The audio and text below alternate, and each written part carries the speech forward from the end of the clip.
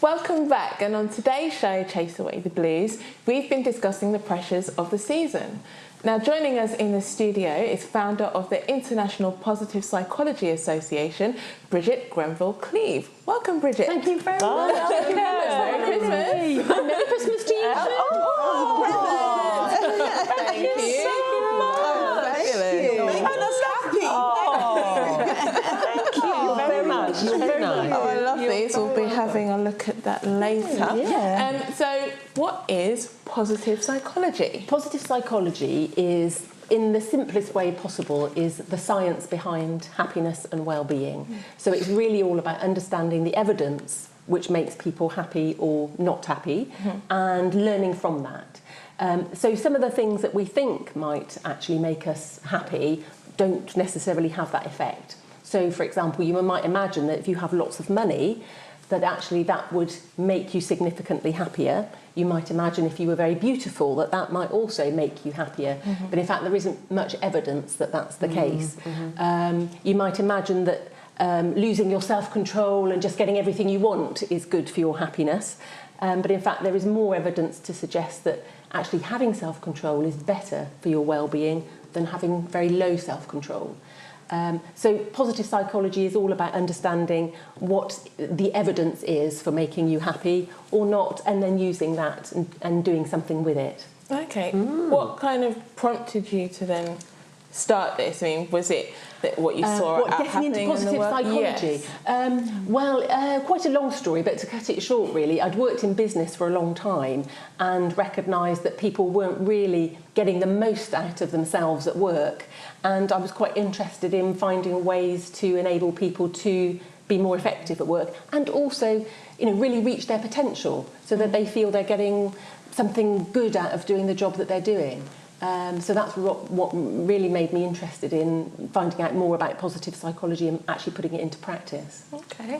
That's amazing. That sounds interesting. That's really, because I was actually going to ask you, how you could improve the performance of businesses. And in a way, you've actually kind of answered it. But it's quite interesting because there is a lot of research now around how happiness in the workplace actually contributes to better performance. So if your staff are happier, then they tend to be more creative, and of course we do need more creativity to solve quite a lot of the problems that we're dealing with.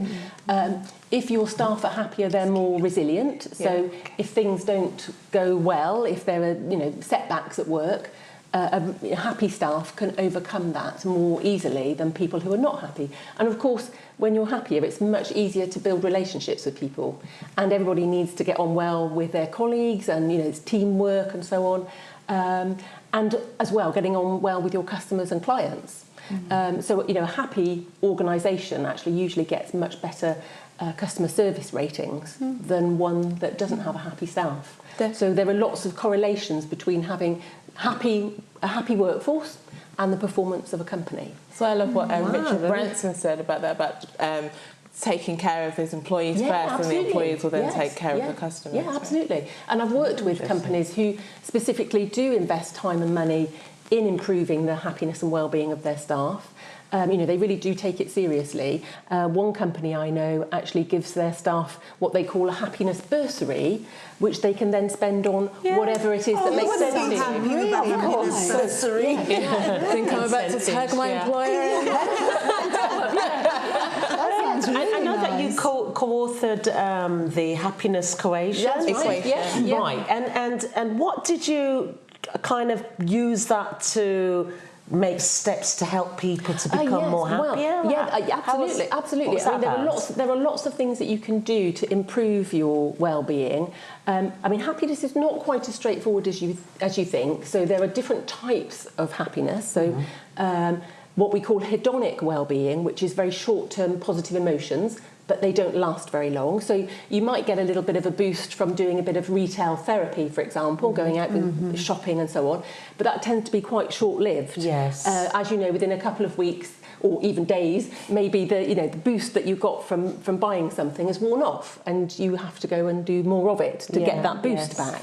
So positive emotions tend to be quite short-lived, whereas what we call eudaimonic well-being, which is longer-lasting happiness that you might get from a sense of meaning in your life, a sense of purpose in your life. That is much more longer lasting, and I think you referred to that in your sort of earlier conversation about that sort of sense of contentment that you have, and that's very different to the boost that you get from positive emotions. So there are different types of well-being, and so it's important to recognise which type of happiness that you're interested in and what might be missing from your life. For some people, actually, they are very low on positive emotions, not very joyful people. But still, some people are naturally like that. Some people are naturally like that. And maybe they might benefit from really just having a bit of fun, having a laugh with friends and so on. Other people are missing that sense of contentment, that kind of sense of purpose, you know, for their what is important about my life. And they need to focus more on that. So understanding a little bit about what motivates people, what they want out of their life is really quite important, because as I think you said earlier, everybody is different. That's right. Yeah. On that difference, what would you say science of well-being can offer disaffected young people? No, that's a really interesting question, and I think there are three important things about the question. Firstly, I think at a very sort of societal level, it's important that government and policymakers know about what really contributes to people's happiness and well-being, and so that they can make sure that their policies address those issues. Secondly, I think it's important for people who work with young people, like youth workers, social workers, mentors, coaches and so on, because science of positive psychology can tell you a lot about what motivates people. It can tell you a lot about somebody's strengths and talents, and all of us have strengths and talents, but we might not know what they are. Yes. And I think it's helpful to see disaffected people, disaffected young people particularly, in terms of what they're good at. What are their talents and strengths that we can build on? And the other point is, of course, it can help them directly in terms of, for example, building confidence, enabling them to see opportunities that they might take, enabling them to be more resilient, to overcome setbacks and disappointments and so on. So I think positive psychology can really help at lots of different levels. But it's a really important question, because it's not just about that kind of pink and fluffy type of happiness. It's about the application and how it can really benefit everybody and not just the few. I mean, I like that, because I think it's very much linked to what we were speaking about earlier, and I made a point about, I think that happiness is teachable. I think you can it's a learned behaviour, and it can be. Do you think that happiness is controllable? That's a very interesting question.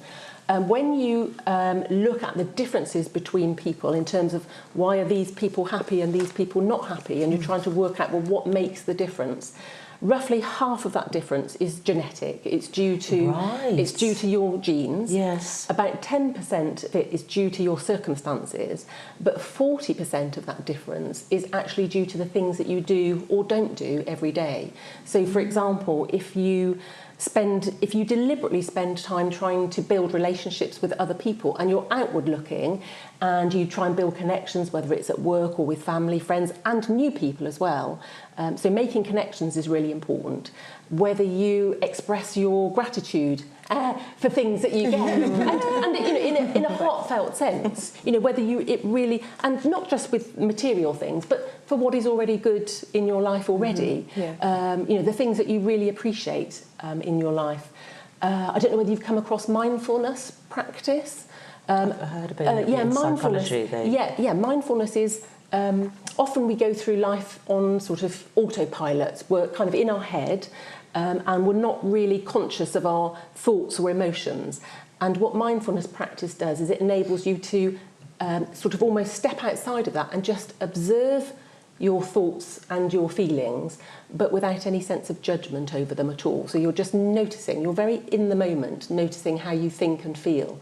And the importance about mindfulness practice is it gives you a little bit of a pause so that you don't react immediately to a situation that's in front of you. So it can really help when you're dealing with difficult situations, for example. So not, act on impulse, but kind of think about the whole scenario before you just make that sudden action. Yes, because it's kind of like having empathy on your own life in a way. Yeah, it is. It's absolutely that, because sometimes with negative emotions, they can trigger automatic behaviour. So before you know it, you're responding to something. That's right, yes. And what mindfulness does is it enables you just to have almost a momentary pause, so that you don't kind of engage in something which later on actually might not be you that may helpful. regret and say less regrets, right? Of making the wrong decisions. So positive psychology can help you in lots of different ways. It's not just about boosting your positive emotions, but it's also about dealing with the difficulties that you've got and that we all have to deal with from time to time. I suppose that helps you to be more assertive to... Yeah, I think so. Well, if you know yourself better... That's right. It's got to be helpful. Yeah, absolutely. I love that. Then, I guess based on that, in your opinion, why do people find Christmas time, this time of year, so stressful? Well, I think you touched on a lot of it earlier, actually. I think there is a lot of social pressure that you will enjoy it, that everybody should be having fun and so on and so forth. And that is very difficult for some people. I think you talked about those who are perhaps more lonely or perhaps missing people that they spent time with in the past. So, of course, that's not easy for people. I think there's a lot of pressure on people from advertising and marketing that you have to have this and this. Yes. And you mentioned all those things earlier. And I think really being aware of that is helpful, actually, to know that actually that's how they sell you stuff. And actually, it might give you an immediate boost to get that diamond ring. I'm sure it would. But, long term, that's not the thing that's really... the most important. No. In this kind of, I guess, social media-driven world that we're in, kind of how would you help those people who are so driven by that? And it is kind of hard to get away from it when you I think see... it can be. Even without meaning to, some people can feel envious or the word's not jealous, but wanting to emulate even what their friends have. Say, for example, it's not me, I'm single. But with the Jones and decorations, for example, I'm single, so then I've got most of my friends are married, or they've got partners. So then for somebody who is, when you're seeing all of that, how do you help people to be thinking, okay, you want that, you want to aim for that, but you still be comfortable where you are until you get that. If you know what I think I think it's helpful to know a little bit more about happiness and what really does matter, and having those conversations, because for most people actually they do share. There's more in common with people around what is really important in their lives than there is different. Most people value their relationships, the people they spend time with. They want to do a good day's work and feel that they're valued for the work they do. So there are lots of similarities, and when you start unpicking that and saying to people, what really does make you happy, for most people it is those things. It's not the diamond rings and the all the presents and stuff. When you really start to think deeply about it. And so I think having those conversations with people, young and old, really does matter, and that helps people think, well, actually, I could spend money on this and this, but I know that long term it's not really going to be the thing that makes a difference in my life. So I think having those conversations with people is really important. Okay, well, unfortunately, we haven't got time for any more questions. That went so quickly, but thank you so much for joining us, and also for our gift. Strength cards. I'll definitely be looking at that. You've got that one too. I've got that one to positive psychology. Earn Happiness School. I love it. Absolutely. We're going to take. I said it's the end of this segment, ladies. We're going to take a short break, but don't go away, as we'll be back with more on Chase Away the Blues.